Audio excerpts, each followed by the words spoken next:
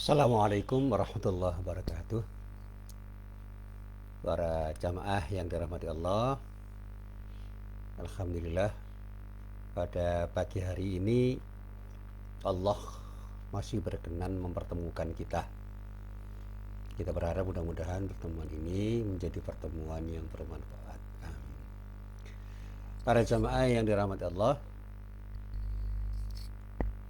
hari ini saya mencoba ingin mengatakan sesuatu yang mungkin harus saya katakan dengan sangat hati-hati, karena ini menyangkut masalah yang agak sensitif.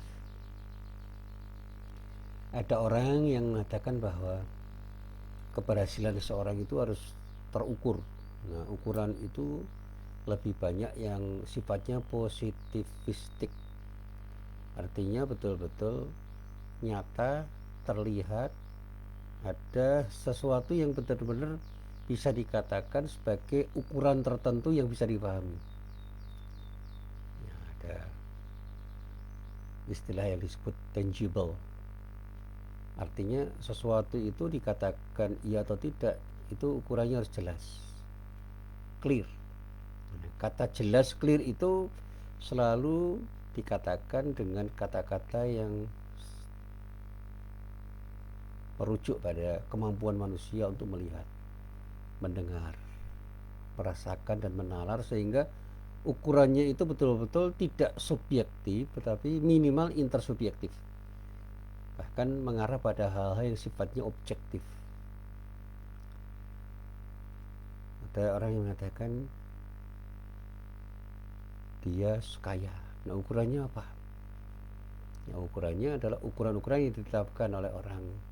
Disebut orang kaya itu ukurannya seperti apa. Maka ada standarisasi kekayaan. Dia pintar, ukurannya apa? Dia cerdas, ukurannya apa? Dia hebat, ukurannya apa? Itu harus jelas. Nah, ukuran-ukuran yang ditetapkan orang itu kemudian menjadi sesuatu yang dibangun sebagai sebuah kepastian, dan ketika orang itu mengukur harus dengan ukuran itu, sehingga dikatakan validitas dan reliabilitas sesuatu itu harus diukur dengan ukuran yang sudah disepakati. Nah, inilah yang sering saya sampaikan dengan cara penyampaian yang sederhana. Ketika orang itu disebut sukses, ukurannya dia itu sudah meraih sesuatu yang kasat mata, ya, dengan mata kepala itu terlihat, dia punya mobil sekian, punya rumah yang bagus, dan sebagainya. Kalau di dunia akademik, gimana saya bekerja, ada dosen sukses itu kalau sudah menjadi profesor misalnya, sehingga gelar profesor doktor atau profesor PhD itu menjadi ukuran kesuksesan. Padahal selalu saya katakan gelar itu hanya satu pertanda saja bahwa dia itu menjadi orang yang bisa bermanfaat lebih dari apa yang dia miliki dengan gelarnya. Itulah yang mestinya dijadikan sebagai ukuran bahwa dia adalah dosen yang sukses. Karena dosen itu menjadi dosen yang sukses bukan hanya karena dirinya hebat, tetapi kehebatannya itu bisa dia tularkan kepada orang. Baik yang dia tularkan itu adalah sesuatu yang bersifat intelektual atau sesuatu yang bersifat moral, sehingga intellectually and morally, ya, secara intelektual dan secara moral, seorang dosen itu dikatakan sebagai dosen yang hebat ketika dia sanggup mentransformasikan ilmu dan akhlaknya pada para mahasiswanya. Demikian juga seorang guru yang hebat itu bukan hanya seorang guru yang punya ilmu banyak dan punya keterampilan untuk mengajar dengan ilmunya, tetapi juga seorang guru yang bisa mentransformasikan akhlaknya pada siswanya, sehingga akhlak siswanya itu betul-betul menjadi sesuatu yang baik, minimal sebaik gurunya, syukur-syukur lebih baik. Itu guru yang berhasil menjadi seorang guru. Demikian juga ketika kita punya kegiatan dalam dunia tablik. Seorang mubalik itu berhasil menjadi mubalik bukan hanya karena dia bisa ngomong, tetapi dia bisa mentransformasikan mentransformasikan ilmu yang dia miliki dengan apa yang dia katakan, dan bahkan menggerakkan orang untuk berakhlakul karimah dengan ilmu yang dimilikinya. Karena kepribadian seorang mubalek atau seorang dai itu tidak hanya diukur oleh ilmunya yang dalam, tetapi juga akhlaknya yang mulia. Sehingga seorang mubalek yang hebat itu adalah orang yang punya ilmu yang memadai dan punya akhlakul karimah, punya akhlak yang mulia. Sehingga kemuliaan akhlaknya dan ilmunya itu menjadi sesuatu yang membuat orang merujuk kepadanya. Saya selalu bercerita pada guru-guru saya dan juga tentang guru saya, tentang orang-orang yang berhasil menjadi seorang guru, dan juga siapa yang telah mempengaruhi saya kemudian menjadikan diri saya sebagai orang mubalek seperti sekarang ini. Meskipun saya ini cuma mubalek kampung yang selalu hadir di kampung-kampung yang tidak punya nama di forum-forum yang lebih tinggi. Di tingkat kecamatan saja saya bukan siapa-siapa, apalagi di tingkat kota, kabupaten, apalagi di tingkat provinsi dan di tingkat nasional. Nama saya tidak terdaftar. Tetapi saya menjadi orang seperti ini karena terinspirasi oleh salah seorang guru saya yang saya sebut saja karena beliau sudah meninggal, Allah yarham, Bapak Kiai Haji Abdul Razak Fahrudin, Pak R. Fahrudin, ketua Muhammadiyah zaman dulu, dan menjadi ketua Muhammadiyah selama 22 tahun. Itu guru saya dan orang yang sangat mempengaruhi diri saya. Bahkan saya ceritakan dengan cerita begini, saya itu sering mendengarkan Pak R. Fahrudin ceramah. Salah satu yang selalu saya perhatikan ketika beliau berkhutbah di masjid besar, di mimbar yang besar, di masjid besar Kauman, Yogyakarta itu. Saya sampai kemudian membayangkan, apa mungkin saya berada di situ menjadi seorang khatib seperti Pak R. Fahrudin dulu ketika saya masih kecil. Dan ternyata saya sudah berkali-kali menjadi khatib di situ. Bukan karena itu saya berbangga, tidak. Apa yang dulu pernah saya impikan itu terjadi. Saya menjadi khatib tetap di Masjid Besar Kauman Yogyakarta. Saya pernah mengantarkan Pak A.R. Fahrudin itu di forum-forum pengajian akbar, di tempat-tempat yang sangat terhormat. Ya, salah satunya yang pernah saya ikuti itu di Semarang. Beliau didengar banyak orang dan banyak pendapatnya diamini oleh orang dan menjadi rujukan. Padahal apa yang dikatakan itu sangat sederhana. Dia katakan tentang amal soleh, dia katakan tentang keikhlasan, dia katakan tentang qanaah, dia katakan tentang syukur, tentang sabar, tentang tawadu, dan penjelasannya sangat sederhana tetapi mudah sekali difahami dan orang tergerak untuk mengamalkan. Ada kekuatan yang menggerakkan, dan ternyata kekuatan itu tidak hanya kekuatan lisan yang beliau ucapkan, tetapi ada kekuatan kepribadian beliau yang kata orang minimal ada dua hal yang dikagumi oleh orang tentang beliau.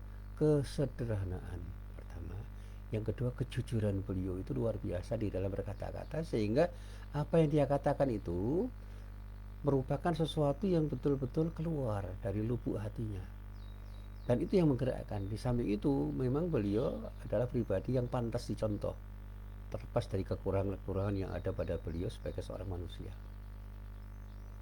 Dan kemudian dia dikatakan oleh orang menjadi idola banyak orang, dan kalau saya ditanya, salah satu idola saya adalah beliau dengan segala kelebihan dan kekurangannya. Demikian juga ketika saya ditanya, dari siapa Bapak belajar menulis, saya katakan dari Bapak Kunto Wijoyo, Profesor Dr. Kunto Wijoyo almarhum, yang alhamdulillah saya kenal baik dengan beliau dan kenal baik dengan keluarganya.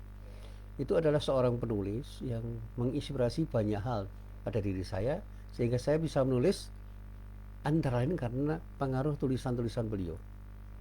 Dan saya katakan pemikiran-pemikiran beliau itu sangat jernih. Saya berani berkata dia itu orang jujur yang berkata dengan kejujurannya di dalam tulisan-tulisannya.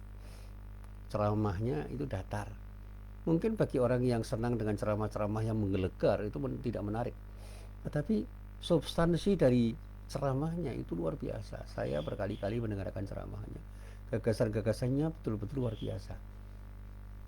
Dan itu yang kemudian menginspirasi saya untuk membuat saya senang menulis dengan tulisan-tulisan yang sederhana, tidak sekualitas tulisan beliau. Dan ada satu lagi yang ingin saya sampaikan di sini karena ini terkait dengan tadabbur Al-Quran. Ketika saya membaca sebuah ayat yang sering dibaca orang ketika ada acara pelantikan pejabat dimanapun, yaitu sebuah ayat yang terdapat di dalam surah Ali Imran, ayatnya ayat 26. Di dalam ayat itu Allah berfirman, A'udzu billahi minasyaitonir rajim. Qulillahumma malikal mulki tu'til mulka man tasha'u wa tanzi'ul mulka mimman tasha'u wa tu'izzu man tasha'u wa tudhillu man tasha' biyadikal khair innaka ala kulli syai'in qadir. Katakanlah, wahai Muhammad, wahai Tuhan yang memiliki kerajaan, Engkau berikan kerajaan kepada orang yang Engkau kehendaki, dan Engkau cabut kerajaan dari orang yang Engkau kehendaki. Engkau muliakan orang-orang yang Engkau kehendaki, dan Engkau hinakan siapa yang Engkau kehendaki. Di tangan Engkau lah segala kebajikan. Sesungguhnya Engkau Maha Kuasa atas segala sesuatu. Ini terjemahan yang bisa saya sampaikan terhadap ayat yang terdapat di dalam surah Al-Imran ayat 26. Di dalam ayat ini Allah berfirman, katakan hai Muhammad. Khitabnya memang kepada Nabi Muhammad SAW. Jadi perintahnya kepada Nabi Muhammad SAW. Tetapi ini bermakna untuk kita semua. Apa yang harus dikatakan oleh Nabi Muhammad SAW? Allahumma ya Allah ya Tuhanku, Malikal mulki, Tuhan yang memiliki kekuasaan, yang memiliki kerajaan, yang memiliki kedaulatan. Tu'til mulka man tasha, Kau berikan kerajaan, Kau berikan kedaulatan, Kau berikan kekuasaan kepada siapapun yang Kau kehendaki. Artinya apa? Apa yang kita miliki itu adalah pemberian dari Allah karena kekuasaan Allah, termasuk kekuasaan yang dimiliki oleh orang-orang yang sekarang menjadi penguasa atau merasa berkuasa. Tetapi dilanjutkan, ini pelanjutannya harus dipahami. Wa tanzi'ul mulka mimman tasha, dan Kau cabut kerajaan, kekuasaan, kedaulatan dari orang-orang yang Kau kehendaki. Artinya apa? Sekuasa apapun orang itu, harus sadar itu adalah pemberian dari Allah yang pada saatnya bisa dicabut oleh Allah. Demikian juga kemuliaan-kemuliaan yang dimiliki oleh orang. Allah menyatakan, wa tu'izzu man tasha. Ya. Rasulullah SAW diminta untuk mengatakan, Kau muliakan ya Allah ya Tuhanku orang-orang yang Kau kehendaki. Dilanjutkan, wa tudhillu man tasha, dan Kau hinakan siapapun yang Kau kehendaki. Jadi kemuliaan dan kehinaan itu bisa terjadi karena kehendak Allah. Jadi jangan main-main dengan apa yang kita lakukan. Kita menjadi orang yang mulia, dimuliakan oleh orang banyak itu karena kehendak Allah, karena kuasa Allah. Dan pada saatnya ketika Allah berkehendak, pada suatu saat tanpa basa-basi Allah bisa membuat kita terhina, menjadikan kita terhina di hadapan banyak orang. Jadi jangan bangga ketika kita menjadi orang yang mulia dan dimuliakan orang. Itu pemberian Allah yang harus kita syukuri. Dan pada saatnya ketika kita dihinakan, jangan kemudian menyesali apa yang terjadi. Ayo bermuhasabah, introspeksi, kenapa kita menjadi orang yang terhina. Jangan-jangan kita ini telah berbuat salah, dan kesalahan besar itu yang membuat kita menjadi orang yang terhina. Demikian juga kenapa kekuasaan kita disabut. Itulah kehendak Allah yang harus kita sikapi dengan sabar. Barangkali ada sesuatu yang terjadi pada diri kita dan kita perlu bersabar. Atau bahkan jangan-jangan itu merupakan bagian dari cara Allah untuk mengingatkan diri kita supaya kita sadar bahwa kita ini bukan siapa-siapa. Nah, para jamaah yang dirahmati Allah, ayat yang beberapa kali saya jadikan sebagai pijakan untuk berbicara itu adalah ayat ini. Dan beberapa kajian tentang Islam dan kekuasaan, Islam dan politik, dan Islam dan persoalan-persoalan kenegaraan itu seringkali saya coba untuk saya ungkapkan dengan pijakan ayat ini. Terkait juga dulu dengan persoalan pemilihan umum, pilpres dan pilkada di beberapa kawasan di negeri kita tercinta Indonesia, itu juga saya coba untuk saya katakan melalui pijakan ayat ini. Kenapa ini saya jadikan sebagai pijakan? Karena saya melihat ada bias di dalam tafsir ayat ini ketika sudah dikatakan oleh orang-orang yang punya kepentingan. Karena ada sebagian orang yang membahas ayat ini dengan latar belakang kepentingan politik tertentu, sehingga ayat ini tafsirnya menjadi bias kepentingan. Apa yang sesungguhnya dikatakan oleh Allah di dalam ayat ini menjadi sesuatu yang menyeberang. Artinya melintasi batas yang seharusnya tidak dilintasi. Saya katakan sesuatu yang dikehendaki Allah pasti akan terjadi. Dengan kata lain, manusia itu bisa berencana, tetapi Allah yang maha menentukan. Dan selalu saya sampaikan kepada teman-teman yang sekarang dan sudah pernah menjabat dan akan menjabat, silih bergantinya siang dan malam, kemenangan dan kekalahan, dan terjadinya perubahan apapun, itu menunjukkan kekuasaan Allah sang pencipta dan pengatur segala-galanya dengan segala kekuasaannya yang tidak terbatas. Sementara kita yang serba terbatas itu adalah makhluk Allah yang dikuasai oleh Allah. Dan saya selalu mengatakan, salah satu ayat yang juga sering saya baca adalah surat Yasin, utamanya ayat 82 yang dikatakan oleh Allah di sini dengan pernyataan A'udzubillahi minasyaitonirrajim, innama amruhu idza arada syai'an ayyaqula lahu kun fayakun. Kata kun fayakun ini saya tekankan, sesungguhnya keadaan Allah apabila dia mengendaki sesuatu, artinya ketika Allah mengendaki sesuatu cukup ya katakan jadilah, maka terjadilah. Apa yang diinginkan oleh Allah terjadi pasti terjadi. Apa yang tidak diinginkan oleh Allah tidak akan terjadi. Dan disinilah kejadian itu adalah bagian dari takdir Allah yang tidak bisa kita tolak. Jadi apapun yang terjadi itulah kehendak Allah, dan tidak ada satupun kehendak Allah yang bisa diintervensi oleh manusia. Dan kita harus berhusnudzon bahwa apa yang terjadi karena kehendak Allah itulah yang terbaik menurut Allah. Dan yang terbaik menurut Allah itulah adalah sesuatu yang terbaik menurut apa yang dikatakan oleh orang yang beriman.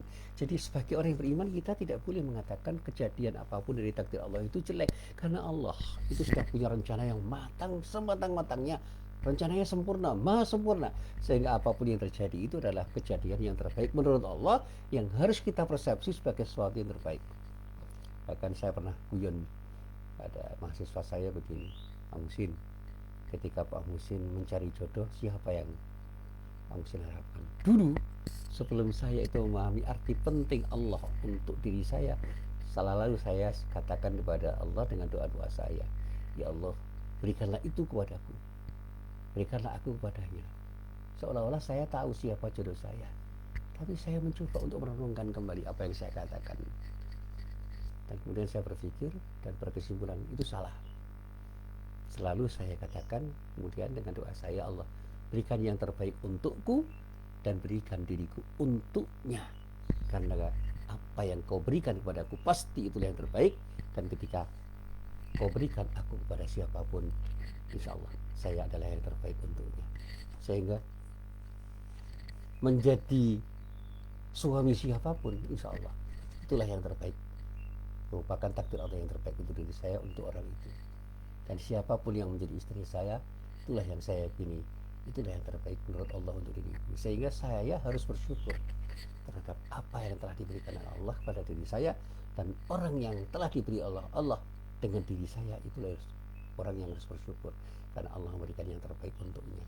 Ini yang selalu saya renungkan, dan inilah yang selalu saya katakan kepada siapapun, termasuk pada para mahasiswa saya. Besok kalau Anda ingin punya istri atau punya suami, mintalah kepada Allah, ya Allah, berikanlah suami atau istri yang terbaik untukku, dan jadikanlah aku sebagai istri atau suami yang terbaik untuknya. Dan ketika kita itu mohon kepada Allah anak yang terbaik. Ya Allah, berikanlah kepada diriku anak-anak yang solih atau solihah yang Kau berikan sebagai sesuatu yang terbaik untukku, dan jadikanlah diriku menjadi bapak atau ibu yang terbaik untuknya. Jadi doa kita adalah doa kepada Allah, ya Allah berikanlah kemampuan pada diriku untuk menjadi orang tua yang terbaik bagi anak-anakku, dan berikanlah padaku anak-anak yang terbaik untukku, sehingga aku bisa bersamanya beribadah kepadamu. Ini yang selalu saya sampaikan kepada para mahasiswa saya, dan mungkin ada orang yang bisa salah paham atau tidak bisa memahami apa yang saya katakan, tetapi inilah yang saya yakini. Para jamaah yang dirahmati Allah, termasuk ketika saya berbicara pada saat pemilu kemarin, pada saat pilpres kemarin, pada saat pilkada beberapa saat yang lalu, saya katakan pada siapapun bahwa kekalahan atau kegagalan itu adalah sesuatu yang memang paling tidak disukai oleh banyak orang dan sulit untuk bisa diterima kecuali oleh orang-orang yang bijak dan punya jiwa besar. Sebab orang yang bijak dan berjiwa besar akan selalu mampu melihat hikmah di balik fenomena yang terjadi, di balik kejadian apapun, di balik peristiwa yang terjadi. Ibarat orang yang menyelam. Jika orang itu menyelam, makin dalam dia menyelam, dia akan semakin berpeluang untuk mendapatkan mutiara. Jadi kalau orang itu menyelam untuk mendapatkan mutiara, semakin dalam dia menyelam, akan semakin mungkin dia akan berpeluang untuk mendapatkan mutiara-mutiara di dalam lautan, di kedalaman lautan yang paling dalam. Jadi kalau kita itu menyelam di dasar sungai, mungkin tidak akan mendapatkan mutiara. Tapi ketika kita mau menyelam di laut yang dalam, insya Allah kita akan mendapatkan mutiara-mutiara. Maka menyelamlah sedalam mungkin untuk mendapatkan mutiara yang terbaik. Artinya apa? Berusahalah sekuat kemampuan Anda, insya Allah Anda akan mendapatkan sesuatu yang terbaik dari Allah Subhanahu wa Ta'ala. Dan ketika kita berusaha, itulah ikhtiar, upaya kita yang kita lakukan. Dan oleh karena itu jangan lupa berdoa kepada Allah, karena Allah yang akan berikan sesuatu yang terbaik pada diri kita. Jadi ikhtiar dan doa itu satu paket. Selanjutnya serahkan dengan sikap tawakal kepada Allah Subhanahu wa Ta'ala. Para jamaah yang dirahmati Allah, ini ilustrasi yang saya kembangkan saja. Karena itu ketika kita ingin memahami kekalahan atau kegagalan, bila hanya mengandalkan akal pikiran kita atau bahkan syahwat indrawi kita, maka kita bisa tertipu oleh akal pikiran kita dan syahwat indrawi kita. Kegagalan atau kekalahan akan dirasakan sangat menyakitkan oleh siapapun. Lalu pertanyaannya adalah, kenapa kita tidak mengambil hikmah dari setiap kejadian yang terjadi, termasuk ketika kita merasa kalah atau gagal? Bukankah kekalahan atau kegagalan itu bisa menjadi kemenangan yang tertunda? Mungkin ada langkah-langkah kita yang salah, atau mungkin juga ini peringatan dari Allah agar kita bisa mawas diri dan menemukan sesuatu yang lebih baik dengan apa yang kita anggap gagal atau kita anggap sebagai sebuah kekalahan.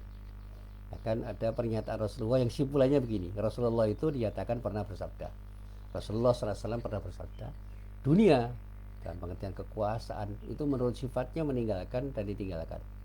Dengan kata lain, dunia atau kekuasaan, jabatan, kedudukan itu tidak ada yang kekal. Semua akan berubah, silih berganti, datang dan pergi. Maka ketika kita menjabat jangan sombong, ketika tidak atau sedang tidak menjabat atau kehilangan jabatan, jangan menyesal atau jangan kecewa. Karena jabatan, kekuasaan atau kedudukan yang kita dapatkan itu bersifat sementara. Tidak ada yang kekal, semua akan berubah, silih berganti dan datang pergi, bahkan tanpa permisi. Ya, saya belum pernah mendapatkan jabatan yang sangat prestisius ya. Saya di perguruan tinggi saya ada di situ, UMY, Universitas Muhammadiyah Yogyakarta. Saya pernah menjadi dekan di sebuah fakultas di mana saya mengajar. Saya pernah menjadi ketua LPPI, saya pernah menjabat pada jabatan-jabatan yang lain, dan sekarang ini saya menjadi direktur atau kepala University Resident Asrama Mahasiswa. Dan itu amanah yang tidak pernah saya banggakan, tetapi saya jadikan sebagai sesuatu yang saya anggap ini adalah tanggung jawab ya, ini titipan dari Allah untuk diri saya melalui rektor yang setelah menunjuk diri saya dan memberikan SK pada diri saya, kamu lakukan sesuatu yang terbaik pada jabatan yang saya amanahkan kepadamu. Ini yang selalu saya sampaikan kepada para mahasiswa. Saya nggak pernah berbangga dan saya tidak pernah mendambakan itu. Dan pada suatu saat ketika SK saya dicabut, saya tidak akan pernah menyesal. Tapi saya akan sangat menyesal kalau saya tidak bisa melakukan tindakan sesuai dengan amanah yang telah diamanahkan oleh Rektor Universitas Muhammadiyah Yogyakarta kepada diri saya. Jadi sampai detik ini saya masih menjadi direktur asrama mahasiswa yang disebut UNIRES, Universitas Muhammadiyah Yogyakarta, dan insya Allah itu akan saya jadikan sebagai sesuatu untuk beribadah kepada Allah Subhanahu wa Ta'ala. Saya menjadi mubalik, saya menjadi dosen, itu amanah. Dan insya Allah saya akan berusaha sebaik mungkin untuk menjadi yang terbaik dari posisi saya yang sekarang ini masih saya emban, masih ada pada diri saya. Selalu saya katakan itulah yang namanya dunia. Jangan silau dengan dunia. Karena itu kalau kita silau pada kesenangan dan kenikmatan duniawi, yang kita jumpai pasti hal yang tidak pasti. Di dunia itu semua serba tidak pasti. Yang pasti adalah sesuatu yang tidak pasti. Semua serba tidak pasti. Termasuk ketika saya bicara tentang COVID-19 itu, saya katakan COVID-19 itu adalah bagian dari makhluk Allah. Itu pasti dari si Allah. Tetapi selalu tidak pasti pada diri kita karena kita tidak pernah tahu kapan pandemi ini akan berakhir. Hanya Allah yang tahu. Allahu a'lam. Yang penting kita jalani dengan sikap tawakal. Karena apa? Kita hanya punya kemungkinan untuk berusaha, berikhtiar dan berdoa kepada Allah sekuat kemampuan kita. Sehingga saya sampai detik ini tidak pernah punya rasa khawatir, apalagi saya takut, apalagi cemas, gelisah dan panik. Saya jalani hari-hari saya dengan penuh kesenangan, dengan penuh kenikmatan. Saya tetap sholat di masjid, saya tetap menjadi imam sholat, saya tetap menjadi khotib sholat Jumat, dan bahkan saya kemarin juga sholat hari raya di masjid dengan tanpa rasa takut sekecil apapun. Karena jika orang bicara kematian, kematian itu dekat sekali, sedekat urat nadi kita. Dan bahkan saya katakan kapanpun, dimanapun orang akan bisa mati. Tapi ketika Allah menghendaki seorang itu hidup, yang sudah diperhitungkan oleh dokter akan segera mati pun tidak akan mati karena kehendak Allah. Sementara yang sehat walafiat kata orang, tiba-tiba dicabut oleh Allah nyawanya dan kemudian meninggal karena Allah memanggilnya. Dan saya katakan di sini, kalau kita hanya silau pada kesenangan dan kenikmatan duniawi, siap-siap kita menyesal. Karena yang kita jumpai pasti hal-hal yang tidak pasti. Semu, bahkan kadang-kadang sangat menyakitkan. Dan mungkin dengan kekalahan atau kegagalan yang kita alami, kita akan bisa terpuruk.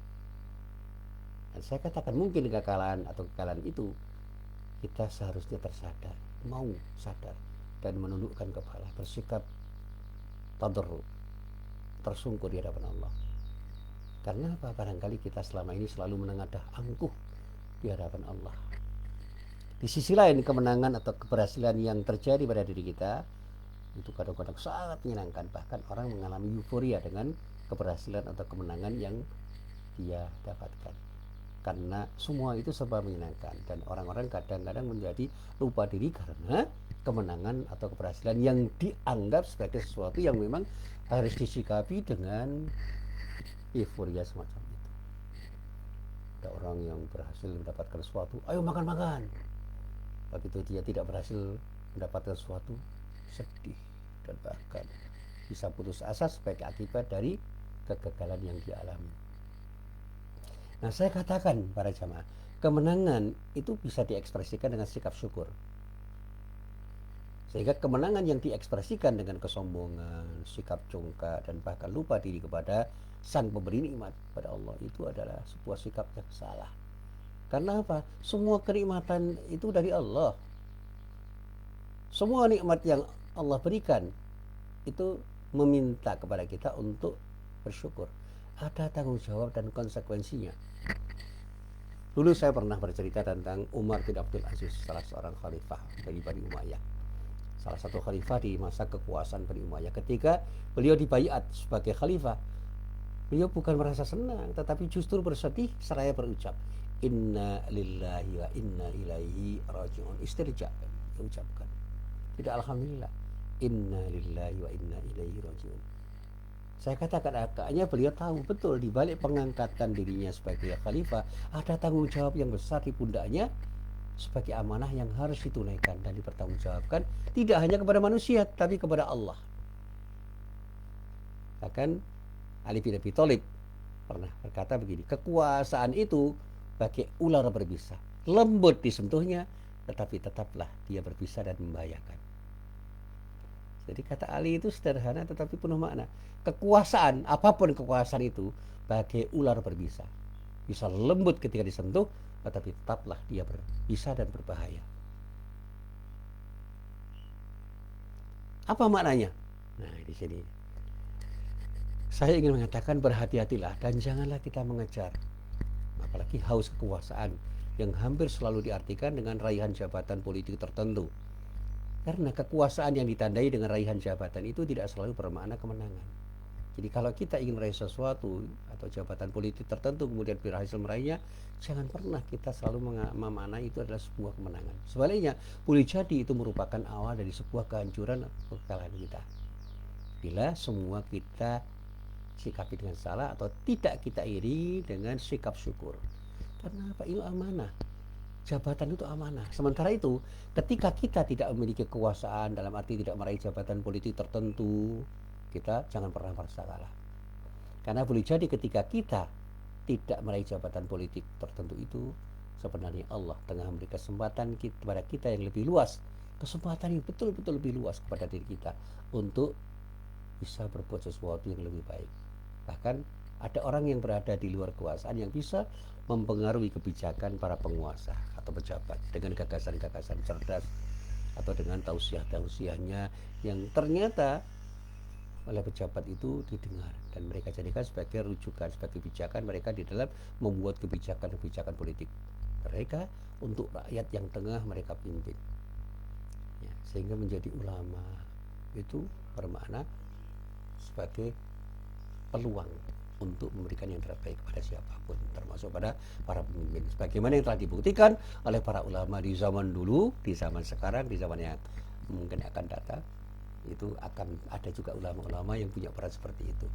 Jadilah orang-orang yang memberi manfaat, sebagaimana yang telah dibuktikan oleh para ulama dan cendekiawan dengan sejumlah gagasan dan tausiah mereka yang mereka wujudkan, baik berupa tulisan maupun ucapan mereka. Saya dulu pernah belajar tentang Iqbal, yang ternyata pendapat-pendapatnya banyak menginspirasi para pemimpin di Pakistan.